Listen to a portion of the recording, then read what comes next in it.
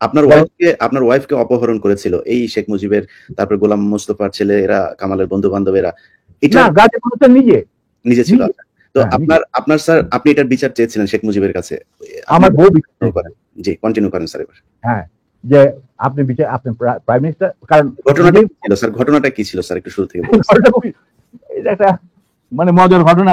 আচ্ছা, তুমি শুনতে চাও? তুমি তো আমার বইতে লেখা আছে যদিও। সবাই শুনতে চায় স্যার, সবাই, আমি একা, সবাই শুনতে চায়।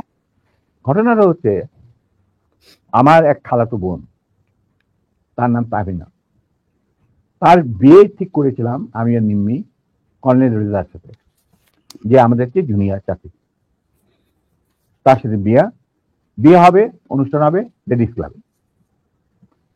তো দুপক্ষই আমাদের পরিচিত, অর্থাৎ আমরা হলাম রায় মিডিয়া। ঠিক আছে।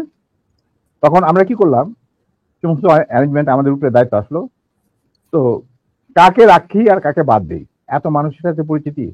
তো আমরা যাই হোক বেশ ভালোই, প্রায় 2-3 হাজার লোকের মতো লোক ইনভাইট করা হলো দুই তরফে। চলছে বিয়ার আসর। তখন আমার একমাত্র শালা, যার নাম বাপি, ও ম্যাকগিল ইউনিভার্সিটিতে পড়তো, ওখান থেকে ছুটিতে আসছে দেশে। He was also present in the ceremony. আমি আর নিমিত দুই পক্ষের মানে হোস্ট বলতে পারো, সবাই দেখাশোনা করছি। বাপি বসে আছে ছেলেদের যেখানে বসার জায়গা সেখানে। তখন লম্বা চুলের একটা ফ্যাশন ছিল আর he has just come from Canada, তো লম্বা চুল, beautiful hair, and he was a handsome man. আমার মতো এত খারাপ চেহারার লোক ছিল না। এটা অনুষ্ঠানের শেষ হওয়ার আগে বলবো স্যার, জি বলেন। আচ্ছা, তারপর তোমার ও বসেছিল অন্যান্য গেস্টদের সাথে।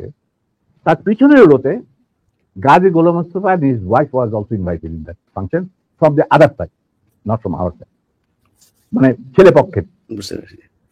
তো গাজী গোলাম মোস্তফার ছেলেরা আর তার সাঙ্গবঙ্গ পিছনের রোতে সিটে বসা। তাদের মধ্যে একটা ছেলে বাপ্পির চুল টান দিল পিছু থেকে। তো বাপ্পির পিছনে, ভদ্র মানুষ, বিদেশে থাকে, বিদেশে বড় হয়েছে, পিছনে গুলো কিছু বলে নাই, সামনে আবার ওরা চুল টান দিল। দ্বিতীয়বার টান দেওয়ার পরে বাপি পিছনে তাকে দেখো যে একটা ছেলে হাত সরিয়ে দিল। বলছে যে তুমি চুল টান দিয়েছ? বলছে হ্যাঁ। বলে কি কেন? তবে আমরা দেখছিলাম যে এত সুন্দর চুল, এটা কি পরচুলা না আসল? আচ্ছা, চিন্তা করো। সে তখন ইউনিভার্সিটিতে পড়ে, আর পুচকে ছেলে তখন বোধহয় স্কুলেও পড়ে না, বা স্কুলে 6-7 ক্লাস হবে। তখন বাপি বলে বেয়াদব